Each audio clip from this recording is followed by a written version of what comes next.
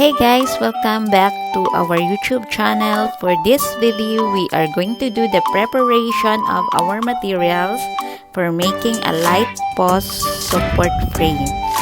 But before we start, please don't forget to like, share, subscribe, and hit the notification bell to be updated.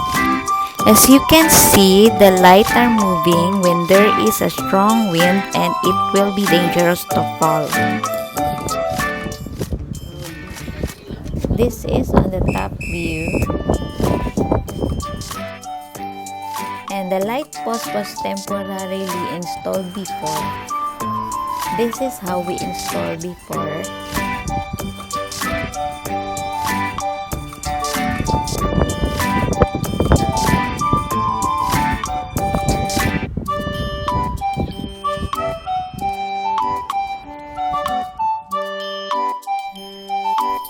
Okay, we are going to remove this.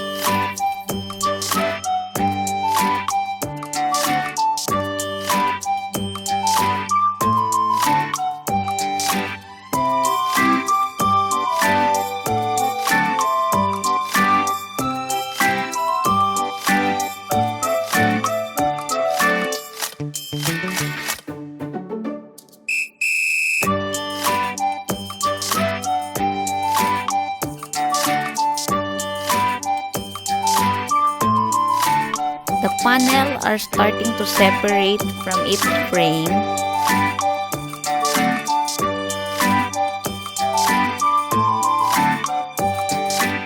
And maybe it will fall sometimes. But before it will happen, we need to make its spring support to be durable.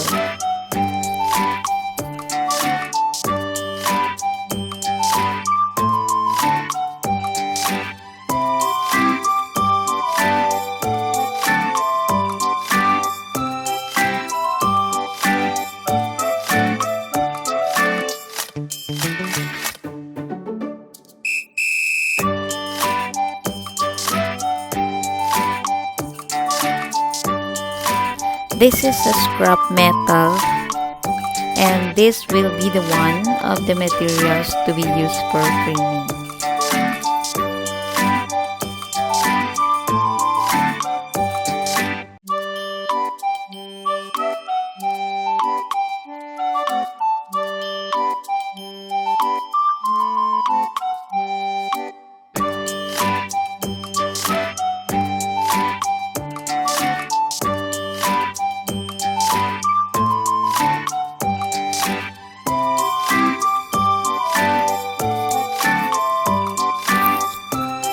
Removing the light from its mounting arm.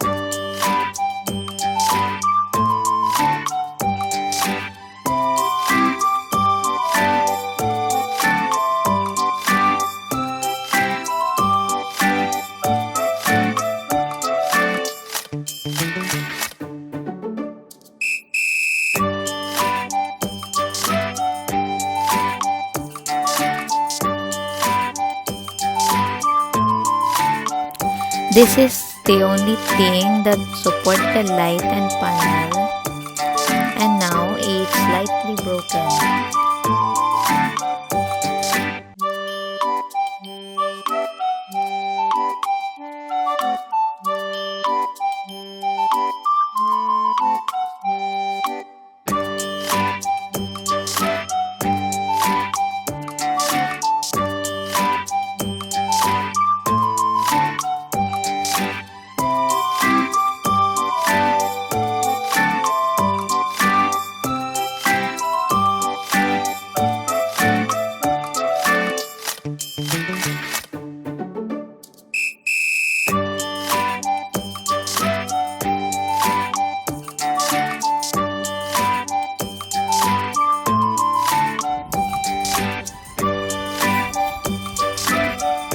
this material was very thin.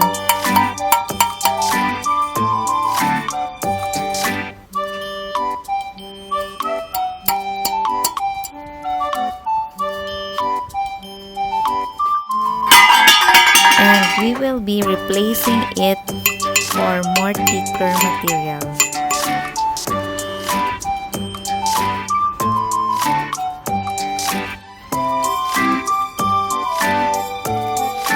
And this will be the one that we are going to use.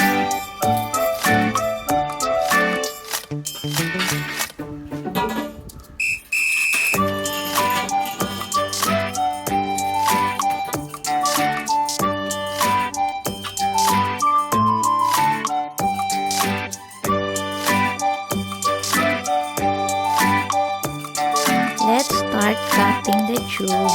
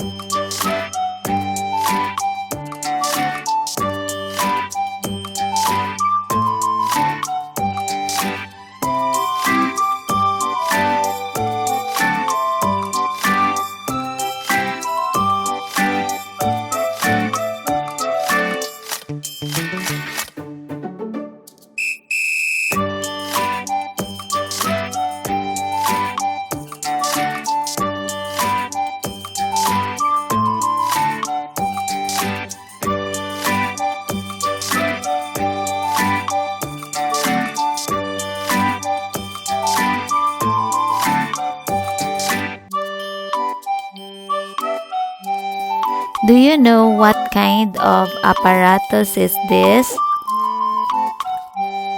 This is a vice, which means this is a mechanical apparatus used to secure an object to allow work to be performed on it.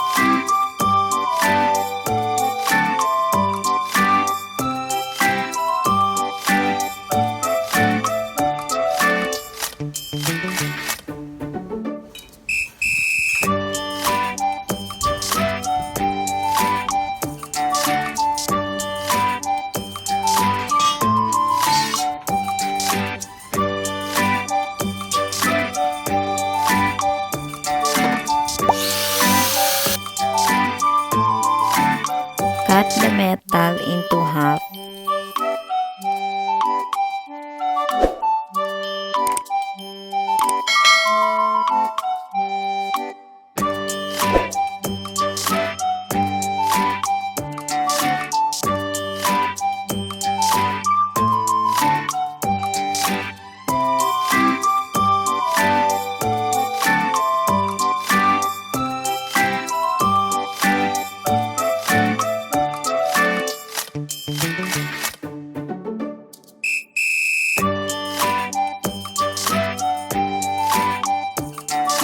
We use this blade number C46.